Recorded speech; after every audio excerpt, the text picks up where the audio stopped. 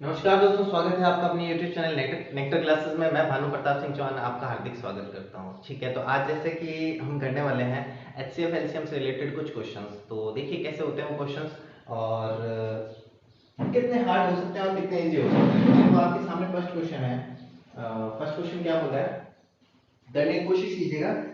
दो संख्याओं का लसाअ 30 तथा मसाअ 5 है, उनमें से एक संख्या 10 है, दूसरी संख्या होगी।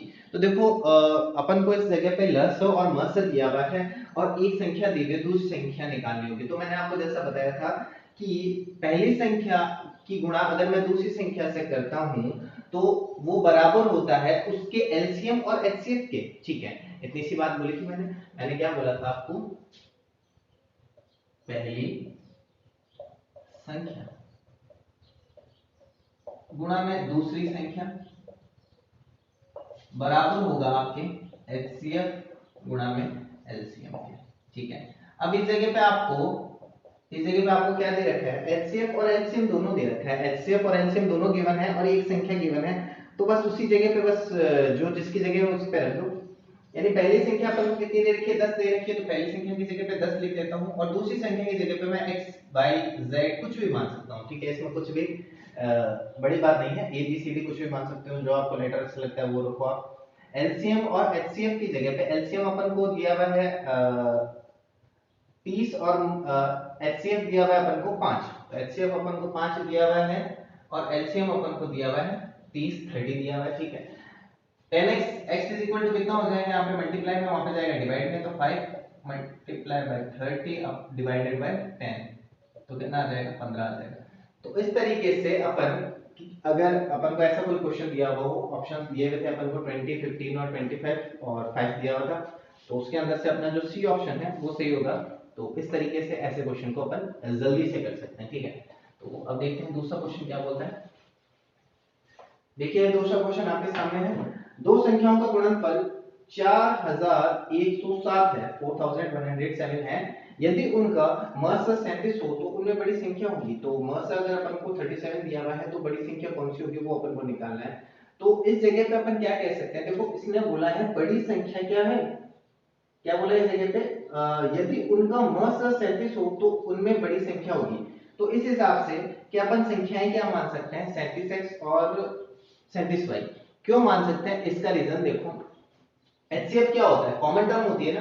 मतलब अपन कह सकते हैं एचसीएफ जो होता है हाईएस्ट कॉमन फैक्टर होता है, यानी कि दोनों के अंदर जो 37 है, अगर मुझे एचसीएफ दिया हुआ है, एचसीएफ दिया हुआ है, इसका मतलब जो 37 है वो दोनों ही संख्याएं, चाहे पहली संख्या हो चाहे दूसरी संख्या, कुछ भी सपोज करो, दोनों के मल्टीप्लाई के अंदर होगा।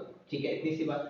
अब मैं दोनों संख्याओं को, यानी कि जो बाकी जो पार्ट है उन दोनों को मैं x और y मान लेता हूं, यानी कि जो रिमेनिंग पार्ट इसका फर्स्ट वाली का बचा वो x बचा और सेकंड का जो रिमेनिंग बचा वो y बचा। ठीक है, तो मैं कह सकता हूं कि जो फर्स्ट वाली पूरी की पूरी जो नंबर होगा, एक्चुअल नंबर होगा, वो 37 से x की मल्टीप्लाई करने पर आ जाएगा और ऐसे 37 की y से मल्टीप्लाई करने पर इसका जो सेकंड नंबर है वो आ जाएगा। ठीक है, इतनी सी बात आप समझ गए होंगे कि मैं क्या कहना चाह रहा हूं, क्योंकि एचसीएफ जो होता है वो मोस्ट कॉमन फैक्टर होता है, हाईएस्ट कॉमन फैक्टर होता है, सबसे बड़ा जो दोनों के अंदर कॉमन हो। तो इसके अंदर और इसके अंदर दोनों के अंदर 37 कॉमन है। तो मैंने मान लिया कि जो बाकी का जो पार्ट बचा, यानी 37 को इसमें से फर्स्ट और सेकंड में से कॉमन लेने के बाद में जो 37 को मैंने निकाल लिया, उसके बाद में जो लास्ट पार्ट बचा, यानी कि रेस्ट वैल्यू जो भी बची बाद में वो कितनी बची, x बची, और सेकंड वाले के अंदर जो भी लास्ट में बचा, रिमेन बचा, वो कितना बचा, y बचा।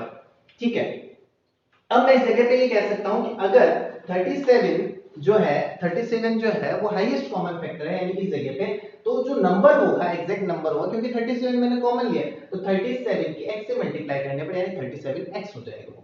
यानी कि ये जो नंबर होगा, यानी कि सपोज कर सकते हैं इस जगह पे अपन कि 37x जो है वो अपने पास पहला नंबर है और 37y जो है वो दूसरा नंबर है और उन दोनों का एचसीएफ कितना है, 37। इस बात समझ गए। आगे देखते हैं आगे कैसे करेंगे। देखिए एचसीएफ अगर ये है तो मैं कह सकता हूं 37x और 37y क्या होंगे, इसके दोनों नंबर होंगे। तो संख्याएं मैंने मान ली कि माना संख्याएं या जो भी आपको लेट नंबर इज, तो नंबर्स हो गए, मैं मान लेता हूं फर्स्ट नंबर इज 37x और second is 37y। Time waste नहीं करना है अपन को ज्यादा लिखने में, फटाफट आंसर निकालते हैं। 37x और 37y, x एवं y परस्पर अभाज्य, यानी एक दूसरे से, मतलब अपन को ये भी पता है सेट के अंदर दोनों एक दूसरे, दोनों क्या होंगे, एक दूसरे से अभाज्य होंगे। ठीक है, अब इसने क्या बोला, इन दोनों नंबर का जो मल्टीप्लाई करता हूं तो कितना आता है, क्योंकि इसने अपन को शुरुआत के अंदर बोला और दोनों संख्याओं का गुणनफल कितना है 4107 है।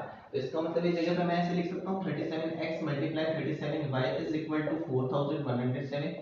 कुछ गलत थोड़ी कर रहा हूं, ऐसा लिख सकता हूं ना मैं कि 37x गुणा में 37y करता हूं तो मेरे पास आता है 4107। ठीक है, इतनी सी बात। अब आगे देखेंगे इसको कैसे करेंगे, यानी अब मैं 37 जो मल्टीप्लाई में है दोनों में कॉमन है, यानी x multiply y is equal to कितना हो गया 4107 अपॉन में 37 मल्टीप्लाई 37। ठीक है, ऐसा कर सकता हूं 37 मल्टीप्लाई 37 और 4107 से अगर इसको डिवाइड करता हूं तो 3 टाइम्स आता है। देखते हैं कैसे, 37 into 37 करते हैं।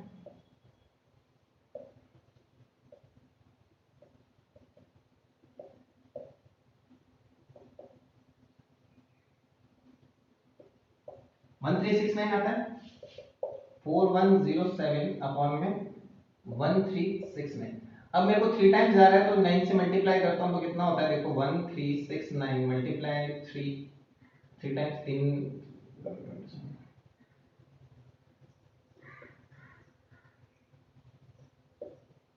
4107 आ रहा है तो 3 टाइम्स आता है। यानी कि जो x और y का जो मल्टीप्लाई है, यानी कि जो भी लास्ट में जो टर्म्स बची थी उन दोनों के अगर मैं मल्टीप्लाई करता हूं तो 3 आता है। तो अब देखो 3 आता है मल्टीप्लाई करने पर दोनों का, तो इसका मतलब एक सिंपल सी बात मानी जा सकती है कि अगर दोनों के अंदर कुछ ना कुछ कॉमन है तो 37 की अगर 37 और 3 यानी 37 और 3 का एक पेयर बन सकता है, 37 में मल्टीप्लाई 3 कर देता हूं तो दूसरे वाला जो रिमेन पार्ट बच जाएगा वो ऑफ कोर्स क्या होगा 37 ही होगा। ये बात एक सिंपल सी बात है, अपन समझ सकते हैं कि जो बाकी जो दूसरा वाला जो नंबर है यानी कि जो रिमेन पार्ट है यानी x और y जो मैंने शुरुआत में माने थे, रेस्ट जो भी वैल्यूज थी x और y की कॉमन लेने के बाद में यानी कि एचसीएफ निकालने के बाद में, तो उनमें से दोनों में से एक तो क्या होगा 1 और एक क्या होगा, यानी एक जो नंबर है वो 37 ही है कुल मिला के, क्योंकि सामने पता चल रहा है कि 37 मल्टीप्लाई 37 करने में यानी 37 से डिवाइड करने पर अगर 3 आ रहा है तो मान कि लास्ट में अगर मैं 2 की मल्टीप्लाई करूं तो नंबर ही चेंज हो जाएगा पूरा का पूरा, तो वो कर ही नहीं सकते अपन। तो दूसरे वाली क्या हो जाएगी 13। ठीक है, यानी कि एक जो होगा x पार्ट अगर 1 है तो y पार्ट 3 है, ऐसा अपन बोल सकते हैं। ठीक है, इतनी सी बात। अब आगे बात करते हैं, यानी कि जो इस तरीके से अपने पास में जो युग्म बन गया 13 बन गया, यानी कि एक नंबर अपने पास में क्या बन गया 37, यानी कि मैंने एचसीएफ बोला था तो मेरे को नंबर निकालने थे, तो पहले वाले के हिसाब से तो क्या बन गया 37 बन गया पहला नंबर, एक नंबर 37, और दूसरे वाला क्या बन गया 37 की 3 से मल्टीप्लाई करते थे तो कितना था 3 7 21, 1 2 3 3 9 और 1 10 111, यानी कि एक नंबर अपने पास में 37 आ जाएगा और एक नंबर अपने पास में 111 आ जाएगा। तो इस तरीके का क्वेश्चन आएगा तो भी अपन इजीली कर सकते हैं, समझ गए होंगे आप लोग। नेक्स्ट क्वेश्चन आपके सामने है, क्या बोल रहा है, दो संख्याओं का लघुत्तम समापत्य 2079 है और उनका महत्तम समापत्य 27 है, तो तदनुसार यदि इनमें एक संख्या 189 हो तो दूसरी संख्या कितनी है। तो ये वाला देखो क्वेश्चंस होते हैं इस तरीके के मोस्टली पूछे जाते हैं, तो ये फर्स्ट वाले के जैसा का जैसा ही है, आपको उसी तरीके से करना है, पहली संख्या दूसरी संख्या और is equal to LCM into में एचसीएफ। तो लघुत्तम समापत्य दे रखा है 2079 और महत्तम समापत्य दे रखा है 27। क्या दे रखा है, लघुत्तम समापत्ति कितना दे रखा है अपन को 2079 दे रखा है और महत्तम समापत्ति दे रखा है अपन को 27। तो इस तरीके से अपन क्या कर सकते हैं, फर्स्ट इंटू में सेकंड वही वाला फॉर्मूला लगाएंगे, is equal to LCM into में एचसीएफ। ठीक है, first into second is equal to LCM into HCF. ठीक है, तो एक नंबर अपन को दे रखा है 189, एक नंबर दे रखा है अपन को 189, इस जगह पे x पुट कर देंगे, एलसीएम की जगह पे कितना दे रखा है अपन को 2079, एचसीएफ की जगह पे मुझे दिया हुआ है इस जगह पे 27, तो x is equal to 2079 multiply 27 upon में 189। तो ये वाला क्वेश्चन का जो आंसर है मैं इसके ऊपर आपको छोड़ रहा हूं कि आप खुद ही करेंगे इस क्वेश्चन को। इसके जो ऑप्शंस हैं आपको पता है 297 584 189 और 216 जो ऑप्शंस दिए थे, इनमें से इसका आंसर x की वैल्यू क्या आएगी। तो इस तरीके से आप इस क्वेश्चन को करेंगे। नेक्स्ट क्वेश्चन देखेंगे, ऐसा ही क्वेश्चन है, सेम टू सेम क्वेश्चन है। क्वेश्चन दे रखा है दो संख्याओं के महस तथा लस क्रम से 18 तथा 378 है, यदि उनमें से एक संख्या 54 है तो दूसरी संख्या सेम टू सेम वही क्वेश्चन है, लस और महस दिया हुआ है आपको। ठीक है, तो 378 मल्टीप्लाई 18 डिवाइडेड बाय 54, ये आपको काम करना है, इसका आंसर आपको निकालना है। तो ऑप्शन आपके हैं 126, 144, 198 और 234। x की वैल्यू आपको निकालनी है, तो ये भी आपके लिए छोड़ रहा हूं मैं, आप लोग करेंगे खुद से।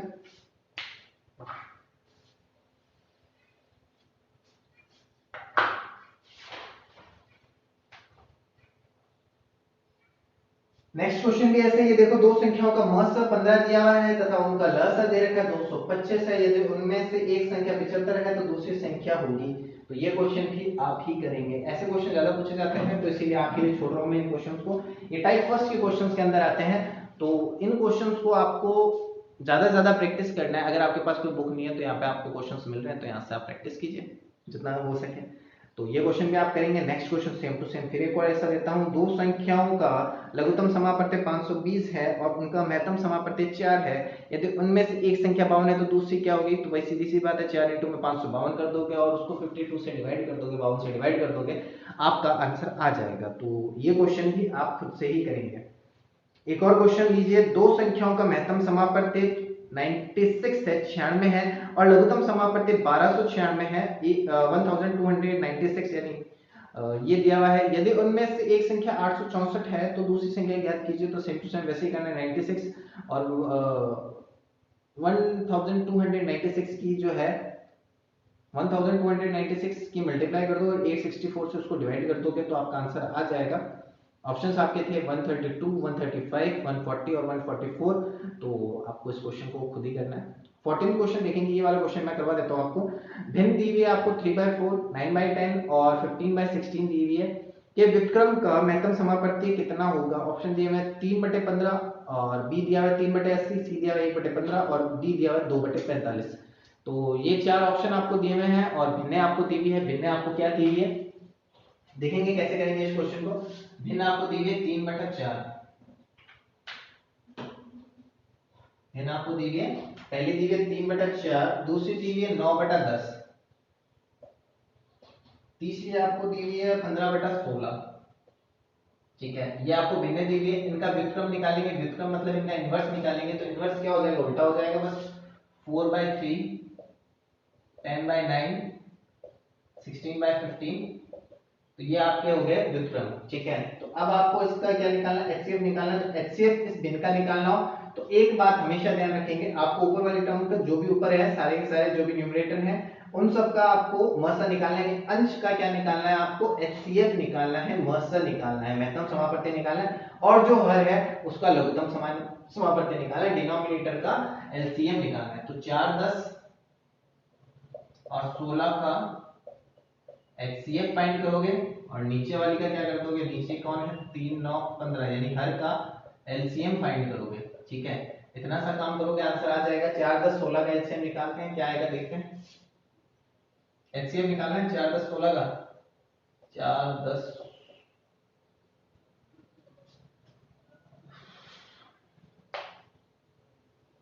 यूं कर देते हैं।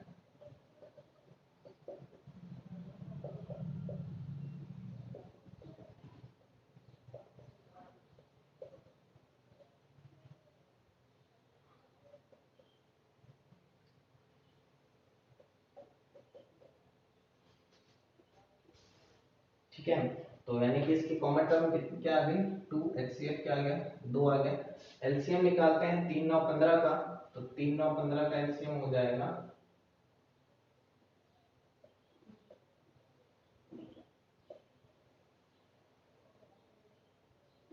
45, 45 आ जाएगा। तो जो आपका आंसर होगा 2/45 होगा। तो इस क्वेश्चन को इस तरीके से करेंगे, समझ गए आप। एक क्वेश्चन और कर लेते हैं। तो ऐसे क्वेश्चन अगर ऐसे आते हैं तो ध्यान रखना, भिन्न के अंदर अगर आपसे एचसीएफ बोल रहा होगा तो ऊपर वाले टर्म का क्या निकालोगे? एचसीएफ निकालोगे, यानी न्यूमरेटर का एचसीएफ निकालना है और नीचे वाले डिनोमिनेटर का एलसीएम निकालना है, एलसीएम।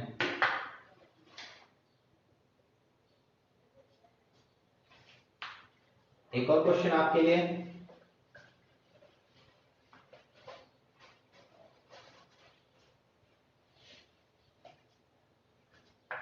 क्वेश्चन है दो संख्याओं का महत्तम समापत्ति एचसीएफ और एलसीएम क्रमशः से 44 और 264 है।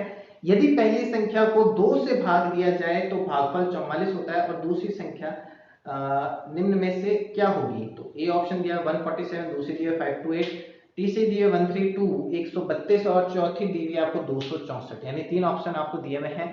पहली बात तो पहले स्टेटमेंट के हिसाब से, यानी सॉरी पहले नहीं दूसरे स्टेटमेंट के हिसाब से क्या हो जाती है, इसने बोला पहली संख्या को अगर 2 से भाग दिया जाए तो 44 प्राप्त होता है। तो इस बात का विशेष ध्यान रखेंगे कि क्या बोला है, तो पहली संख्या आप कैसे निकालोगे। फिर तो काम आसान ही है, जैसा अपन ने पहला क्वेश्चन किया था वैसे ही करना है। पहली संख्या क्या हो जाएगी, अगर 2 से भाग देते हो तो 44 प्राप्त होता है, यानी कि जो पहली संख्या है 2 से 44 की गुणा कर दोगे तो कितना आ जाएगा 88। पहली संख्या आपके पास में 88 आ गई और बाकी के दो आपको एलसीएम और एचसीएफ दिए हुए हैं। फॉर्मूला फर्स्ट वाला ही लगेगा, फर्स्ट इनटू में second is equal to LCM into में एचसीएफ। एलसीएम आपको दिया हुआ है 264 और एचसीएफ दिया हुआ है आपको 44, तो 264 इनटू में 44 बटे में आप कर दोगे 88, काटोगे तो आंसर आ जाएगा आपका। तो इस क्वेश्चन को भी आप करके देखेंगे।